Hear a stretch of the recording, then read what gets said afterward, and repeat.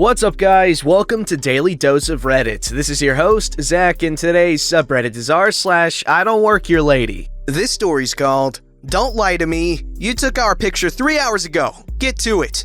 I don't know what it is about me, but I'm pretty good at attracting the Karen types. Cast, names changed to protect the innocent. There's me, Karen, entitled parent. Lila, hero manager. Matt, Lila's co-manager. Oscar, my manager. As mentioned in a previous post, I work for a theme park. Last year, I had just finished my shift and decided to head to the store on property to get a doll I wanted for my collection. Hey, I collect dolls and I get a sweet discount, so might as well use it. While there's nothing forbidding us from shopping/eating at our parks when we're off the clock, we're encouraged to take off our name tags and hide our distinctive IDs so we don't get harassed. I take this a step further and actually have a spare shirt that I changed into. This time, I had a blue Eeyore shirt. Other than that, I'm still wearing my blue shorts, black shoes, and my hair in a falling out bun. So I'm at the shop, holding the doll I wanted and trying to decide if I can afford a second stuffed animal when I heard a very rude, "Finally, someone to help us." I ignore it, feeling sorry for the poor employee they're addressing. That's until I feel someone staring at me like they were trying to hypnotize my back. It lasted maybe 10 to 15 seconds, not gonna lie, it felt like 10 to 15 minutes. I look over my shirt to see if someone was trying to look at the dolls so I could give them room, which was my fatal mistake. All at once, someone tosses a shirt in my face and I drop the doll I had in my hands. When I got the shirt off my face, I found myself staring at a soccer mom, complete with mom jeans, short sleeve shirts, and the "I used to be a cheerleader in high school and have never bothered to grow out of it." If entitlement was a cologne, she'd reek of it. "I need you to get me an extra large, and while you're at it, give me one of those princess dresses in my daughter's size," she said, more bellowed. Still wanting to be polite because I was at my workplace, I said, "I'm sorry, ma'am, but I don't work here." I pointed to someone who was dressed in the uniform and wearing the distinct name tag who was busy rearranging some stuffed animals just 10 feet away. "But, he may be able to help you." I didn't even get a chance to return to my browsing before she pointed an acrylic-tipped finger 2 inches from my face. "Don't lie to me. You took our picture 3 hours ago. Get to it." Now I'm realizing I'm treading on thin ice. Merchandise is a completely different department than photography. And therefore, I couldn't just go back and get what she wanted without getting into trouble. However, unlike the incident at the grocery store, I couldn't sass back. Since she knew who I was, even though I couldn't remember her, she could get me into a lot of trouble since I'm technically representing the company. As much as I wanted to tell her to take her mom-jeaned booty out of my park and never come back, I love my job too much to risk it. Ma'am, even if I did work here, I'm off the clock, and there are strict rules about what we can and can't do while we're off the clock. Karen cocked her head and looked like a stoned teenager. "So, you're saying you won't help me make my vacation magical?" Biting my tongue.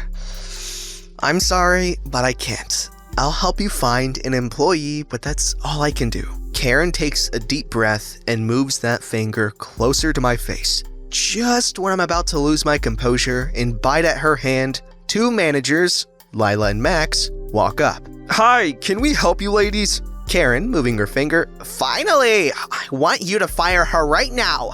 After getting a good look at me, "Ma'am, she doesn't work here, but I'll be happy to help." "Don't you dare protect her, young man. She took our photos 3 hours ago and won't help us get a dress and t-shirt." "I'll take care of the employee, ma'am.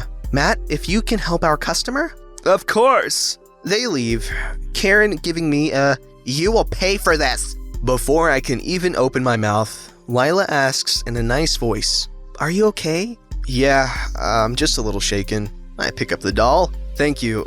I was just looking around when she tossed that t-shirt in my face and started bellowing." "Someone in the store saw and ran to grab us. I apologize for your experience.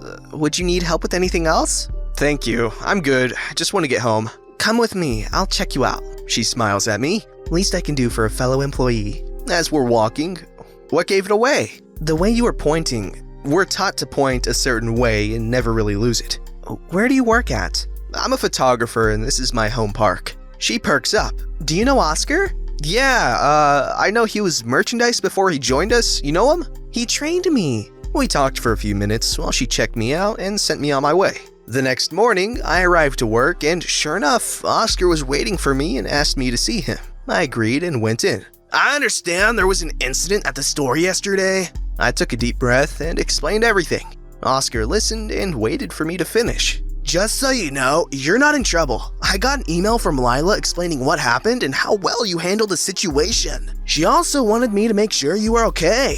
I was relieved beyond belief and went about my day. The smile on my face was real. Now, every time I see Lila and Matt, I smile and greet them. Wow, this was actually insanely wholesome and I actually really freaking love it. I always love to hear stories where the manager gets the employees back and, everything works out great for the people that it deserves to work out great for. And it's kind of cool not hearing, and then the police came and smacked Karen in the face with a donkey hoof and, stuff like that. Just the good stuff. This story's called, Dude, What? So I used to work in a big orange home improvement store and did so for about 3 years. The dress code was jeans and a polo shirt with an apron over them in the company's blaring color. I have since moved on into a sales position at a different company. The dress code here is quite similar with the logo polo, jeans, and minus an apron. One day, I have to stop at the orange box to get tools to work on my house. I head in, and as I am quite familiar with the layout, I head to where this tool is on the back wall of the store. I'm not really paying attention as I go. Why would I? I don't work there anymore. A guy puts his hand out to block my path and says, "It's about time someone showed up. I've been waiting here for 15 minutes. It's a middle-aged man and his wife. Neither one of them look happy in the least. I replied with a simple yet eloquent, "Dude, what?" "I want to order a door and you're gonna help me." "I don't work here, man." "Yes, you do. You're wearing the same uniform as everyone else." He started to get pretty angry at this. So, being as I used to work at this company before, I grab the desk phone and dial the manager and simply say, "You have an angry customer by the desk." The customer is now feeling validated that he was right about me working here. "Now I'm going to get a discount because of your urine unsatisfactory attitude." I give him a quick, "Whatever, dude," and walk away. He starts yelling about how I'll be fired for this and he'll have my apron that I'm not even wearing. I get my tool and start heading towards the front, and I spot this man speaking with the manager, and he points my way and says, "There's that rude, soggy, oily biscuit right there." And now the manager is looking pretty confused because he knows I don't work there. I know I don't work there, and that I've been yelled at by some rando who is just confused and wants to be right. I walk up and state to both the manager and the rando, "I don't work here. This man was quite rude to me and I feel as though I deserve an apology." The manager starts saying sorry to me, and that's when it sinks into this guy that I actually do not work here. "Hey man, I didn't know you didn't work here. I thought you were just ignoring me." I asked him, "How could you have possibly known? Besides the fact that I'm clearly wearing a different company's logo on my shirt and have no apron in sight." The guy goes flush, grabs his wife, and walks away faster than I thought he could have towards the front doors. And that's how I got a free drywall kit. I seriously don't understand how so many people just ignore the fact that people are not wearing a uniform and just assume this random person works there. But who cares? It makes for good reading material. This story's called, "He Was Wearing Headphones." Sir, he has autism. Last night, Oscar and I were talking about the incident I had with a Karen at the local store last year and how his former coworker, Lila, saved me before the situation got worse. He had his own story to share and has granted me permission to post it here. Cast: Oscar, Joseph, Penny, George. Back before he joined the company we both work for now, Oscar was doing his rounds around the department store he worked at, talking to customers and employees and making sure everything was running smoothly. It was a slower than usual Monday, so Oscar was able to enjoy his stroll. He came upon a teenaged guest reorganizing the stuffed animals and making everything look neat, under the supervision of his mom. Oscar noticed the guest was wearing noise-canceling headphones. "Thank you so much for making everything look neat." You've got an eye for detail. Penny, a bit embarrassed. He likes to organize and clean up as it keeps him calm when he gets overstimulated. I can get him to stop if it's being a problem. Oscar nods. My son does the same thing, and as long as it helps him, then you're more than welcome to. He says to Joseph, You're doing a great job. He left. Oscar decided to get some paperwork done when they heard a loud clattering and a cry. Oscar ran back to see this huge man who looks like he had eaten one Thanksgiving dinner too many, and his button-up shirt was about ready to burst open, standing over Joseph. Joseph had his hands over his ears, now sans headphones, and looking like a proverbial deer in headlights. The guest was pointing at him. Now that you aren't listening to your music, are you gonna help me? Penny walked up to him. Sir, my son is not an employee and has autism. George looks at Penny with narrowed eyes. Don't lie, he was wearing headphones. Realizing the situation needed to be de-escalated, Oscar walked up, customer service smile on his face, although he was seething inside. May I help you, sir? George notices Oscar. Thank God you're here. You really need to tell your employees here, points at Joseph and Penny, to not wear headphones on the job and to stop covering for each other. I can't believe that you hire raccoons. Insert 7-letter insult that begins with an R, ends with an S, and is considered the best way to get your booty kicked at least 6 ways to Sunday in all 50 states. Now, the important thing to know about Oscar is this. While he's the kind of man who will give you the last dollar in his pocket if you needed it, he really doesn't take kindly to someone being treated badly, especially if it's a person with disabilities, as his younger son has autism. Oscar looks the customer down with a dad glare. Sir, I'm gonna have to ask you to watch your language and your actions. I can verify that these are a pair of guests and that he was rearranging the shelves because he wanted to. And even if they did work here, that doesn't give you the right to harass them.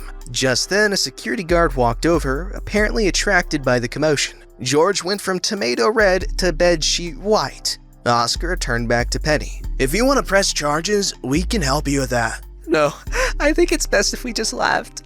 Okay, if you think that's best. George, now realizing that this would be the best time to leave, walked away.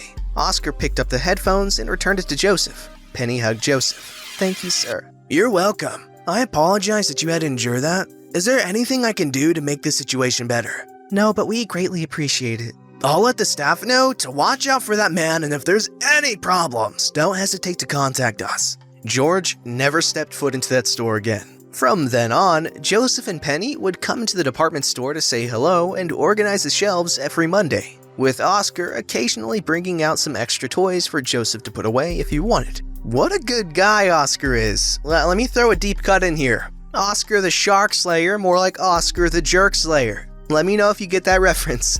That was stupid. This story's called I'm Not an Interpreter. Literally happened earlier this morning. My roommate gets home and gets himself a shower after work. He's trying to unwind and having a conversation with me in American Sign Language. I notice he starts acting a bit off.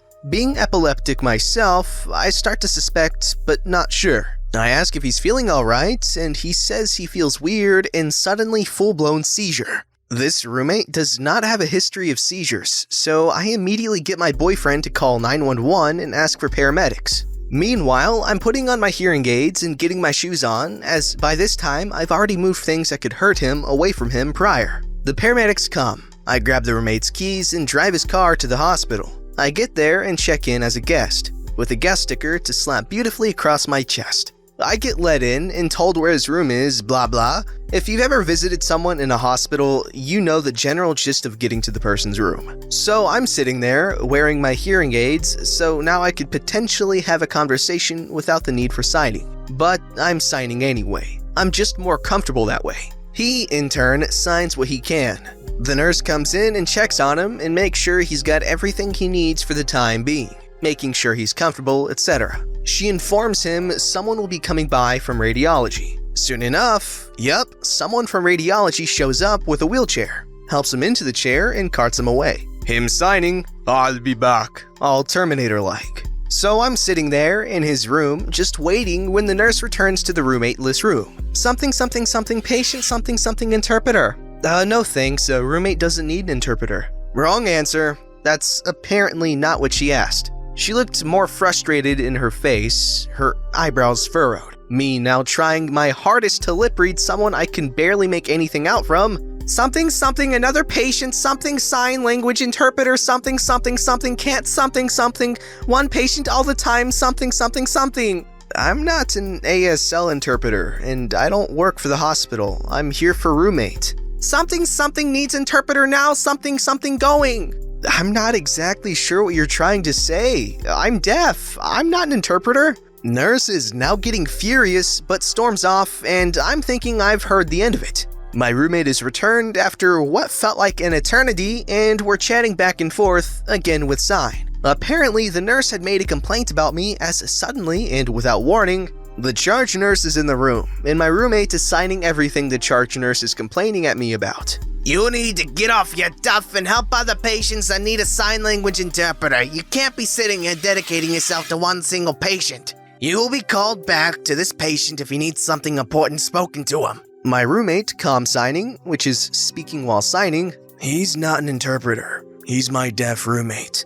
I'm interpreting what you're saying to him and trying to enjoy my conversation with him. The charge nurse goes white as a ghost, but the word deaf seems to have fallen on deaf ears. Well, can he at least help with translation so other hearing impaired patients can be treated? Again, roommate is signing everything to me. I chime in vocally. Ma'am, I'm deaf. I can't hear you. I can't make out what you're saying unless someone translates it for me. So, how would it be possible for me to translate what's being said to other deaf people currently in the hospital? I don't work here, you don't pay me, and I can't hear worth a darn to do what you're requesting. Well, you could still help out. Don't you sign interpreters have some sort of oath you have to follow? My roommate tells this woman, the mere fact you are confusing a deaf person for a sign language interpreter and demanding a deaf person interpret language you can't hear is honestly quite freaking frightening in a hospital environment. Do you realize how terrifying that kind of crap is? Doesn't surprise me, this is the same hospital that had a nurse ask if I wanted my discharge papers in Braille. That was this hospital? By this point, the charge nurse seems to have gotten the picture and profusely apologizes to my girlfriend. Not to me though. Bench. And scampers away not to be seen again. The doctor eventually comes in and goes over the details with roommate that nothing appeared to miss in his brain scan and everything looked alright, but told him to stop taking a medication he was on. I didn't catch the name of the med. Apparently this medicine can rarely cause seizures, and today was the second day of having taken said medicine, so it made sense. Just basically, drink plenty of fluids, don't go to work the next few days so the meds clear out of your system, and get plenty of rest and make sure you're in a safe area in case of a random seizure until you're clear. I crap you not. The doctor looks directly at me and tells me I can go to another patient now. I freaking hate this hospital. If I had the spare finances to blow, I'd definitely get those various t-shirts off Amazon that read, I'm deaf, and varying degrees of that so that I can avoid crap like this again in the future. Unfreaking believable. To make matters more infuriating, this is the same doctor at the same hospital that told me deaf people can't speak. Don't get sick in small towns. You never know how idiotic hospital staff are. I drove my roommate home in his car. He protested because, you're epileptic, you could have a seizure at any time. And I said, right now so are you, but I'm medicated for it. Don't forget to like, subscribe, and hit that bell to never miss an episode.